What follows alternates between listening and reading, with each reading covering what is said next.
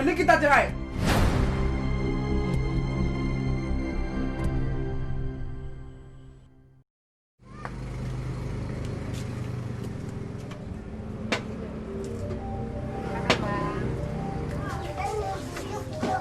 Cantik kali adek nih.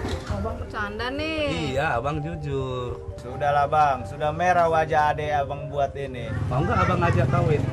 Hanya dalam satu kali pertemuan, Masta sudah terpikat dengan janji manis seorang pria. Mau nggak dek? Tanpa pikir panjang, ia pun mengiyakan sebuah ajakan kawin lari. Pak, Masta minta maaf. Masta nggak ngasih kabar sama mama, sama bapak. Kalau Masta udah dikawinkan. Ini suami Masta, Mak. Reaksinya orang tua saya, ya pasti kecewa ya.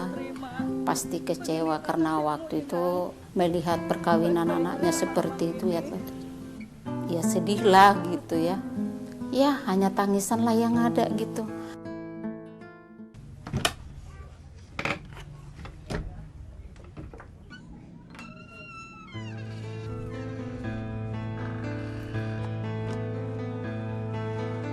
Seperti membeli kucing dalam karung, Masta tak pernah menyangka sikap manis sang suami ternyata palsu. Setelah 2 tahun bersama, sifat asli sang suami mulai terlihat. Selalu saya curiga karena dia nggak tiap malam pulang, nggak pulang ke rumah. Adik ipar dia, datang temannya waktu itu main sama suami saya. Saat itu adik iparnya menceritakan rencana suami Masta untuk menikah lagi. Perempuan apa? Saya dengar mereka itu mau nikah sama si Lai itu. Saya pamit dulu Inang ya. Mendengarkan ini lagi hamil, dikasih tahu lagi suami saya katanya mau menikah, terpukul sekali saya. Rasa penasaran tiba-tiba membakar hati Masta. Pagi hari ketika suaminya pulang, diam-diam Masta menemui wanita yang akan merebut suaminya.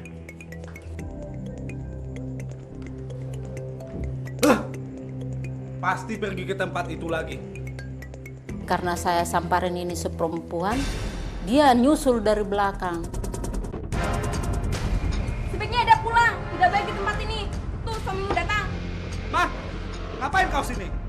Bikin malu saja. Ayo kita pulang. Pada saat itu udah dipukulin, kau mempermalukan saya katanya. Udah saya antar kau pulang ke rumah orang tuamu, saya ceraikan kamu gitu. Kalau kamu tidak sabar, mending kita cerai.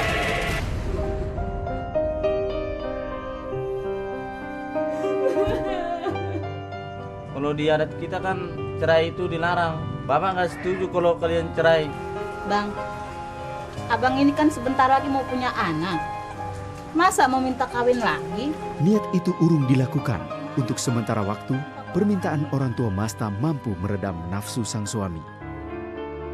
Kelahiran anak pertama mereka seakan menghapus semuanya.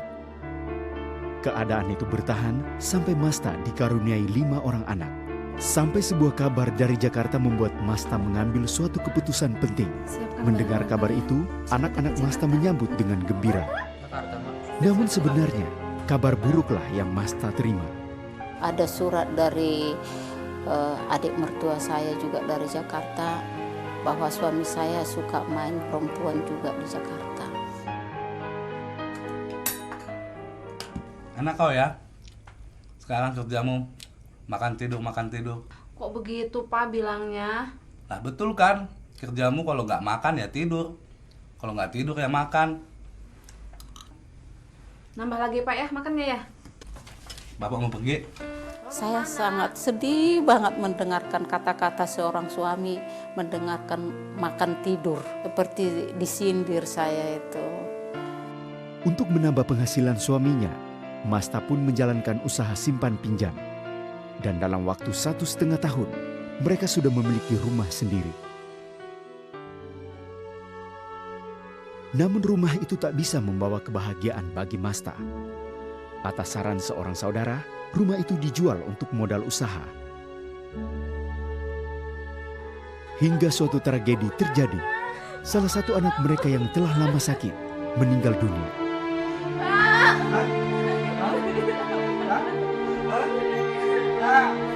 Kau tinggi sekali nih. Bangun nak. Nak.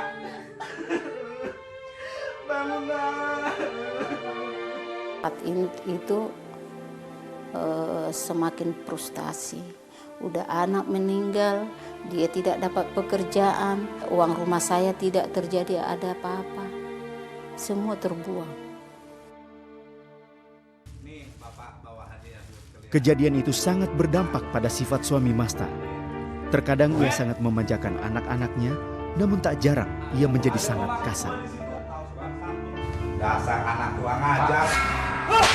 Pokoknya apa yang dilihat di tangannya itu kalau memang lagi marah tetap membuat anak-anak itu selalu sakit.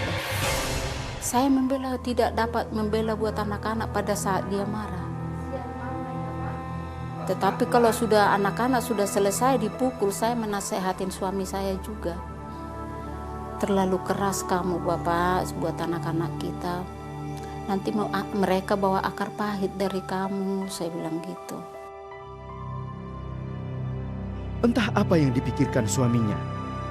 Saat Masta melahirkan anak ke-8, suaminya tega meninggalkan Masta dan anak-anak tanpa kabar. Ya, saya berlutut kepada Tuhan. Karena saya juga melihat anak-anak saya yang 7 orang. Makan apa ini anakku nanti ku bikin. Sedangkan anakku yang baru lahir baru sekian bulan. Kok saya harus sudah mencari uang. Bagaimana caranya ini? Tuhan tolong saya Tuhan. Bagaimana caraku untuk menghidupi anak-anakku ini Tuhan gitu. Tepat di saat keputusasaannya, seseorang datang menolong Masta. Oh, hamba Tuhan ini menasehatin saya supaya semakin dekat dengan Tuhan. Saya harus menerima Yesus dulu. Nah, sesudah saya menerima Yesus, saya semakin dibimbing di gereja, semakin melihat kuasa Tuhan yang luar biasa. Hamba Tuhan ini juga mengarahkan saya mengerjakan segala sesuatu itu untuk menghidupi anak saya. Demi menghidupi anak-anaknya, harga diri dan peluh tak lagi ia pedulikan. Namun ia tak pernah menyangka apa yang akan dialami anaknya.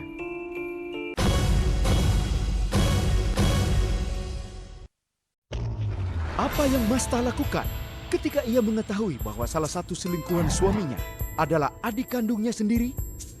Nantikan sesaat lagi. Kamu bikin malu saja. Aku mau tahu, Pak. Mending kita cerai. Berulang kali Masta harus menelan pil pahit akibat pengkhianatan suaminya. Bertahun-tahun ia berjuang untuk menghidupi 8 orang anaknya. Namun saat anak pertamanya mencari ayahnya, suatu peristiwa pahit telah menantinya. Bapak. Bapak. Bapak.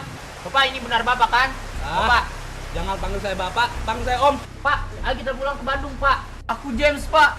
Anak Bapak. Istri aja nggak punya, apalagi anak. Aku Jim. Pergi sana, pergi.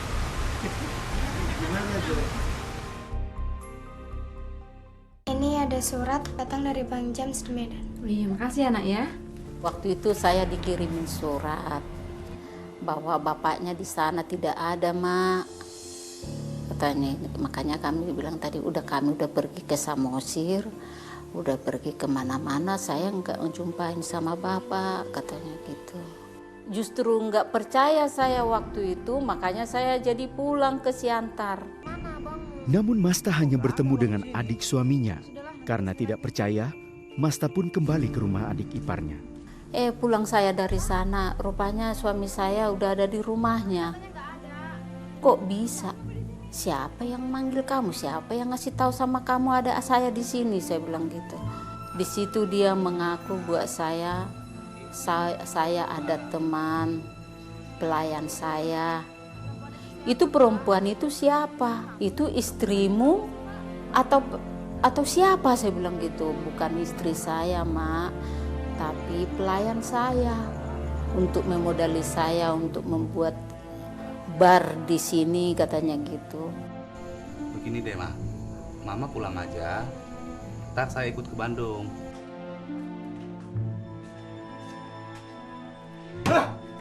Aku tak tahan lagi tinggal di sini. Tak tahu lagi apa yang harus aku kerjakan. Bapak ini kenapa sih?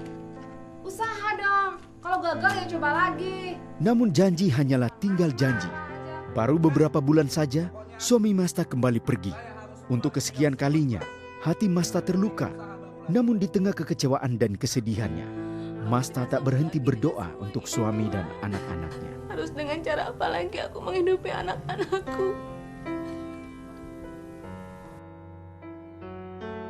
Di lain tempat, suami Masta yang berniat menjual bar miliknya mengalami penipuan dan hidup layaknya seorang gelandangan. Sampai keputusasaan mengingatkan ia akan keluarganya. Oh Tuhan, apa yang telah aku lakukan pada keluarga aku? Ayo kita pulang-pulang, Pak. Setengah jam kerja, lagi anak. Waktu itu saya mau pergi ke Bandung.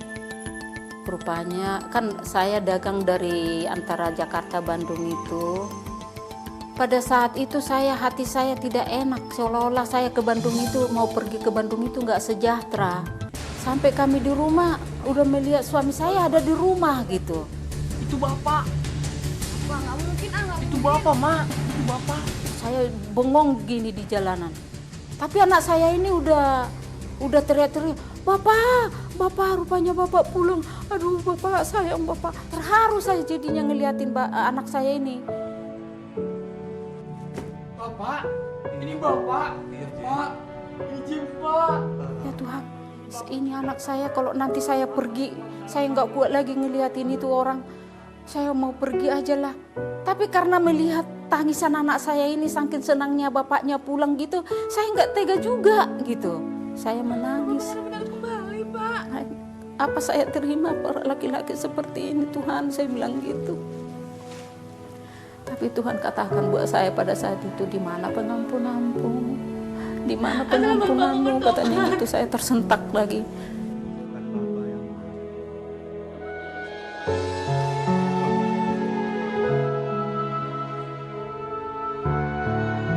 Semua apa yang saya katakan dia jawab mau. Maafkan Bapak, Nak. Bapak telah meninggalkan kalian selama sekian tahun. Maukah anak-anak memaafkan Bapak? Dengan luar biasanya, apapun yang terjadi yang dia lihat bagi anak-anak, sudah selalu disayang sama dia.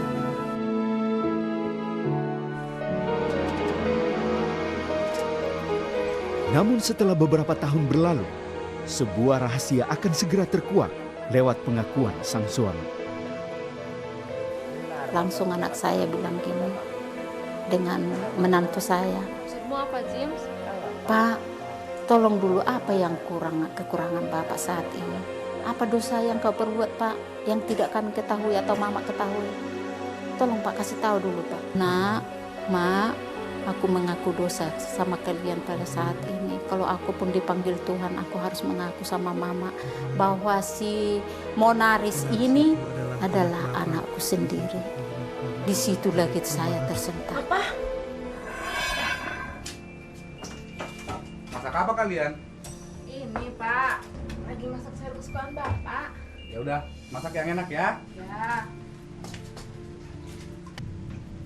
Kak, aku ambil air lagi ya.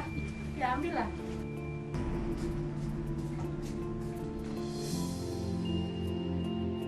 Akhirnya suami Masta mengakui hubungan gelapnya dengan adik kandung Masta yang menghasilkan seorang anak bernama Monaris. Tuhan, ampuni suamiku Tuhan, karena di situ saya sudah mengenal Tuhan. Ampuni suamiku Tuhan.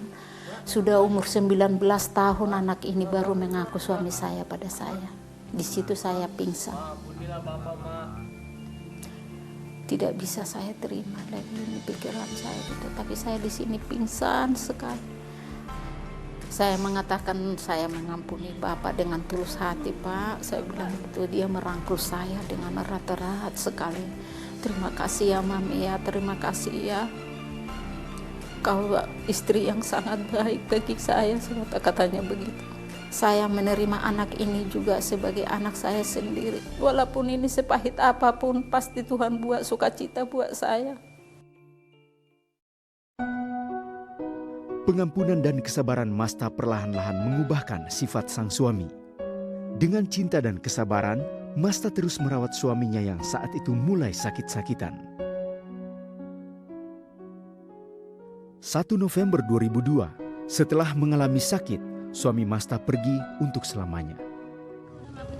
Beberapa tahun kemudian, Masta kembali menemui adiknya. Saat itu juga hubungan antara Masta dan adiknya dipulihkan. Kasih Yesus telah memulihkan hati Masta dan adiknya. Hingga kini, Masta dan anak-anaknya tak lagi hidup dalam kekecewaan. Bangga banget punya mama kayak mama saya. Dia selalu berdoa sama Tuhan, dia bilang supaya kami bisa sama-sama kumpul, kami bisa sama-sama senang gitu, bahagia.